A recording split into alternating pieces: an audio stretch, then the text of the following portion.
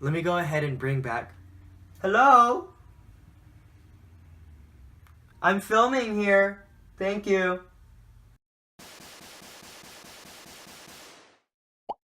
Hey, what is going on, guys? Welcome back to Brian's World, where you can be a welcome member of the finer things. Like always, I just want to say thank you for coming back and checking out my channel again and just supporting me. So if you haven't yet, go ahead and like this video and also subscribe below so you can stay up to date on following videos to come. But now on to today's video. So I've said this multiple times throughout my channel, but a lot of the content that I've produced up to this point has centered around a lot of men's fashion and sneakers. But I do want to start implementing content that kind of centers around lifestyle and just how to live a better and happier life.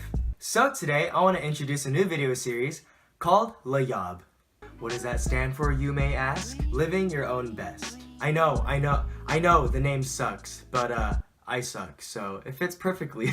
So I thought by kicking off the new series, I could talk about something that I personally believe is very important, and that is self-confidence. Now, why is self-confidence so important? Well, it really helps you be successful in every and any area in your own life. Because even if you've achieved the highest skill set in any career or a hobby or a sport, if you don't have that much self-confidence in that ability, you might as well just suck at it. That's just me being brutally honest. Self-confidence at its core is really a skill. Now you might be asking, Brian, why are you calling it a skill? Isn't self-confidence just like something that you have or something? That's the best impersonation I have of a valley girl. or my sister. Yes. And no. Just like your hobbies, it's something that you can develop and refine over time as long as you practice it. So with that all being said, I want to give 6 tips on how to build your self-confidence. Now before I start, I want to give a strong definition of what self-confidence means. Let me just pull it up because I'm not that smart and I have to read. But if I'm not smart, then how do I read?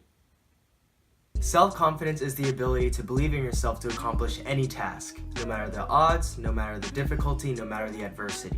Right off the bat, I'm sure that a lot of you guys are already saying, oh my god, Brian, I don't have self-confidence, so I might as well just give up and everything. No! Stay.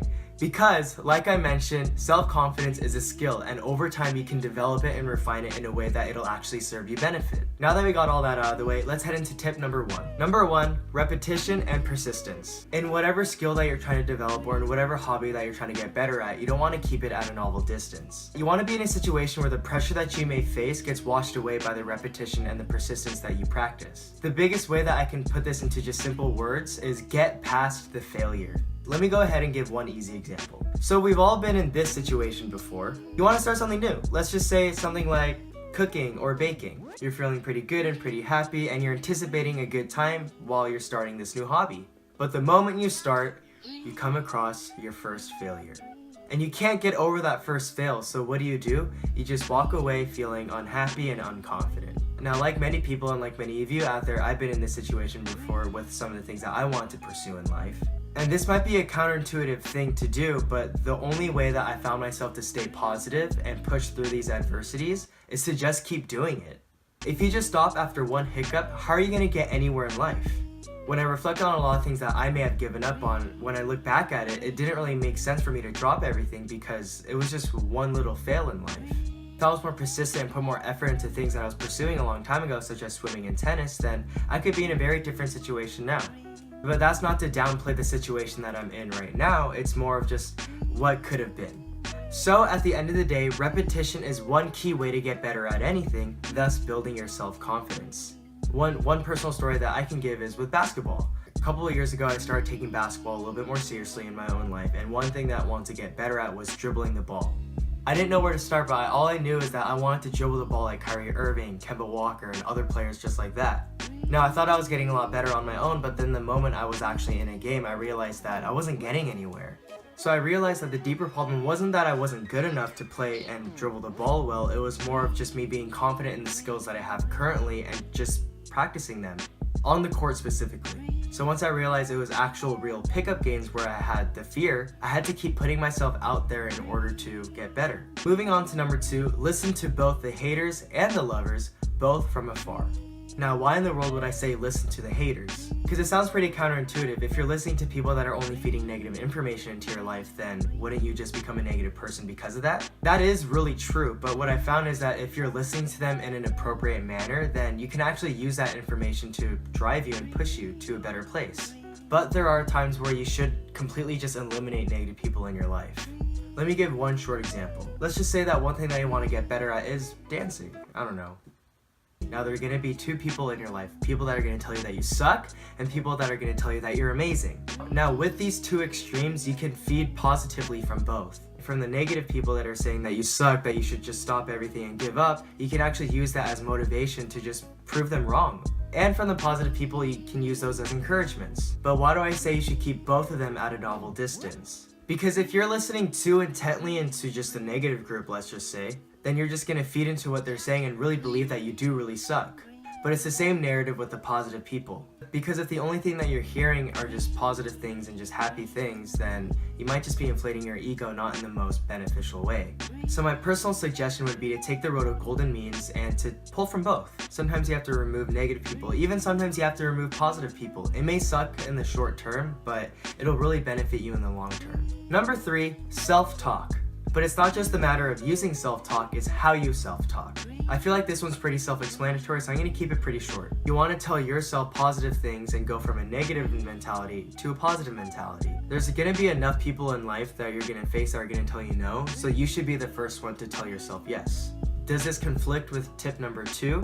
No, because like I said, you want to keep everything in a good balance. Number 4, be active. Now this honestly might be the hardest one to fulfill out of everything else on this list. Like look at me, you can tell I'm not insanely active or healthy. But even the slightest amount of activity can help yourself in a variety of ways. For one thing, whether you're active or not, whether you're eating healthy or not, your body is physically going to change.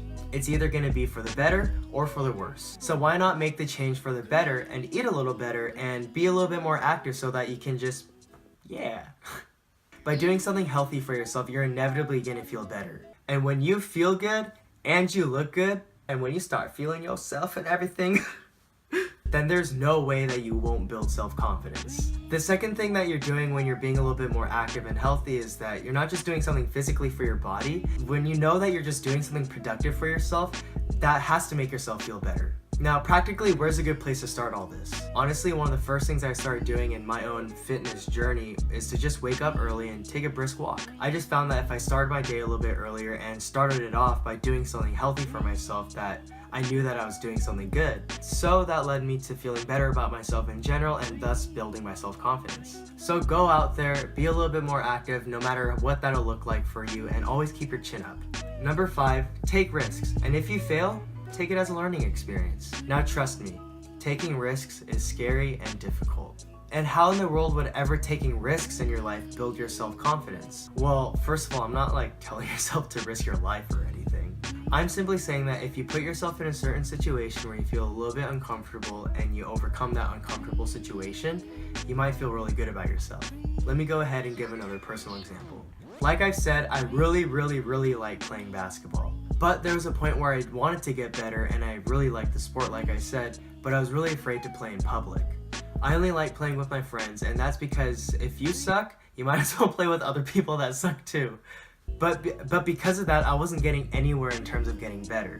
So one day at my college rec center, I told myself I should just go out there and play a pickup game with strangers. And oh boy, was it scary. But after that day, I felt so good with the mere fact that I put myself out there in a situation that I wasn't comfortable in, and I overcame it that day.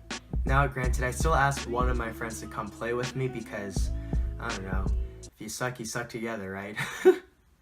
But the fact of the matter is, after that day, it helped me realize that, hey, maybe I'm not as bad as I think I am, and it helped me realize where I can develop my skills. So if there's something that you want to get better at, or you just need to find a way to raise your self-esteem, just take that risk and put yourself out there. What's the worst that can happen? Shame, embarrassment, humiliation, what else? I mean, all positive things. Finally, we come to number 6, be a helper. Now, one common saying is that if you're helping others, you're actually helping yourself. I don't know, I just made that up right now. I know that sounds kind of weird, but if you help someone do something, anything, by you doing something productive throughout the day and also making a positive impact in someone else's life, then it should ultimately make yourself feel better and build your confidence that you did something good. Let me give an example. I remember one time my friend called me and asked if I could come over and help clean out his garage because he couldn't find anyone else to help. I mean, if he called me, then that means he really exhausted all his resources. But I went ahead and spent the whole day with him just cleaning out his garage. Mind you, I found some weird things in there. If you're watching, you know what I'm talking about. But I'm gonna keep it secret because the stuff I found was kind of naughty, making me change my whole perception of your parents and stuff, so like, ooh. But regardless, there's nothing better than that feeling of when you're finally done with something with your friend and you have that moment of, wow, we did this, good on us. That small moment can help a lot with letting you know that you actually are a functioning member of society and that you're not just a paperweight and a burden around the house. But there you have it, 6 ways that can help build your own self-confidence. That's it from your boy. Never doing that again, that was pretty cringy. At the end of the day, remember this, self-confidence, it's a choice, so it's up to you whether you really want it or not. I just really hope that you choose to believe in yourself. Just think about it like this, you need to believe in yourself, and if you don't, how are you going to expect anyone else to? But again, that's going to be it from me. If you like this video, go ahead and like it below and also subscribe if you haven't yet. Again, this was the first episode of my new video series called Living Your Own Best, and I really hope that it helped out. So if you like this kind of stuff, stick around because I'll be coming out with content a lot like this too. Like always, social media links will be down below. This is Brian's World, where you can be a welcome member of the finer things, and I'll catch you guys next time.